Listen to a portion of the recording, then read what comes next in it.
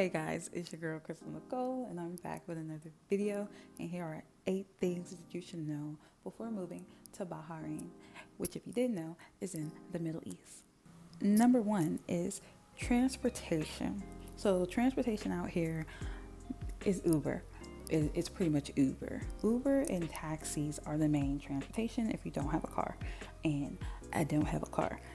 But Ubering is super, super, super affordable out here. The lowest I've spent on an Uber is maybe like $3 and some change. And the highest I've spent on an Uber is $12 and some change. It's like one way going. But Uber is super, super affordable.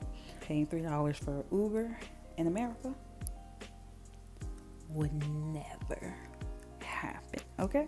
You can also just walk. A lot of things are convenient and around and not super far, so walking is quite the norm. I definitely walk to the market sometime.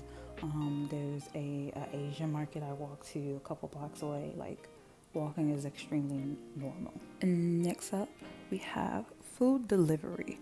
So out here, there's an app called Talabat, and it is amazing. You can order food, all your fast food, KFC, McDonald's, local restaurants that's on the app. There's so much food options on there.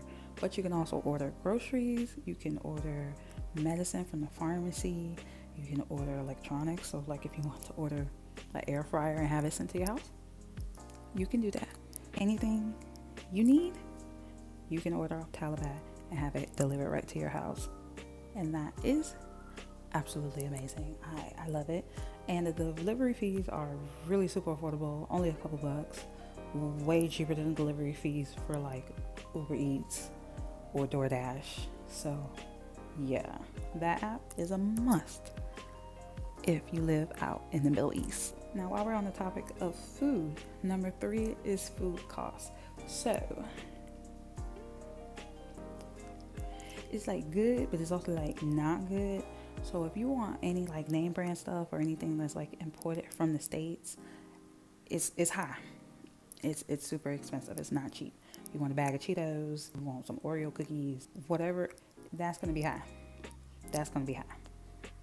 But grocery and food items that are brands out here in the Middle East, affordable. So it's like, depending on what you want, you might have to, how bad you want that Kit Kat, pretty much. As long as you're willing to try new things, you'll be okay. And number 4, when it comes to buying things or paying for things at the store, yeah, of course you can get cash. You can go to the ATM and withdraw cash in the currency out here, which is a dinar. Depending on the bank you use, you may be incurring different type of fees or how pricey that is. I don't know. That's really up to you and your bank.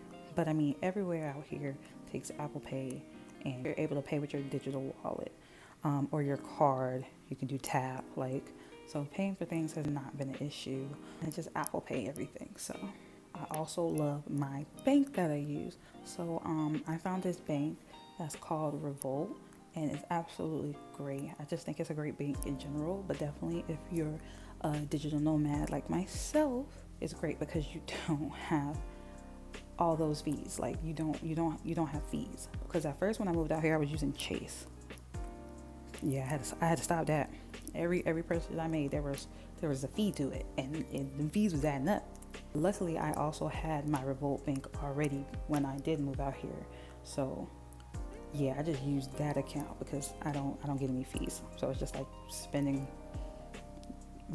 just like buying anything else in America where you don't have any extra fees.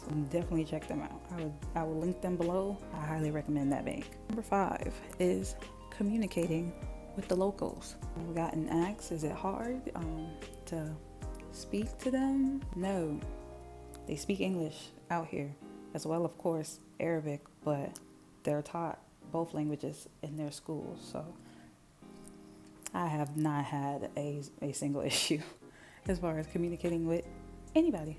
Number 6, what is nightlife like out here?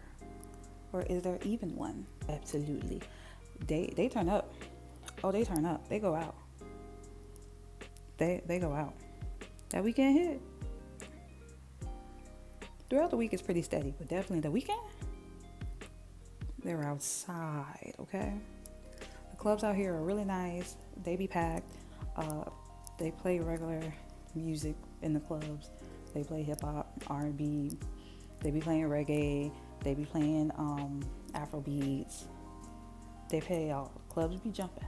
If you thought you couldn't come out here and club, that's not true. But on that note, alcohol is expensive. And the reason alcohol is expensive is because you can't buy alcohol here.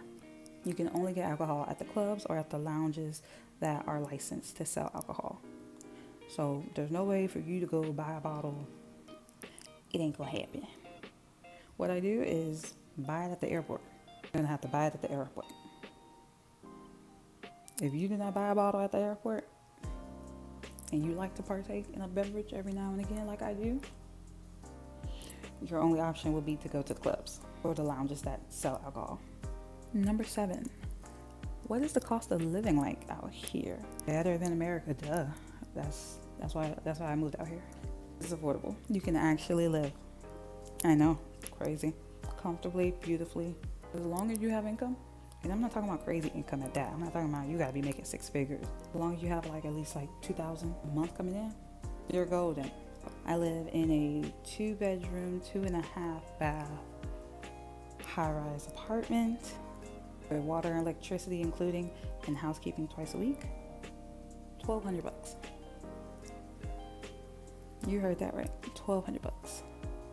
Now, of course, compared to some other countries like Thailand and stuff, somebody could be looking at that and be like, oh, that's pretty pricey as far as moving to another country. I wanted to live nice and comfortable with the money I was making in the States, because in the States I could not live nice and comfortable with the money I was making. So yeah. And speaking of money, last but not least, you're gonna need a remote job. You're gonna need some type of job that brings you the US dollar. So either a remote job, if you're an entrepreneur and you have your business to where you can work remotely from anywhere, that's great. If you're a contractor, in the military, there's a military base out here. I actually live close by the military base. I have an ebook that lists everything in detail on how to become a digital nomad, including how to find a remote job or different jobs that you can do to be able to make money and live in another country. If you're interested, check out the link down below if you need help with that, okay? But yes, you're definitely going to need a secure income to live out here. Well, that's it, you guys. That's all I have for today's video. Don't forget to like and subscribe, and I'll see you in the next video. Bye.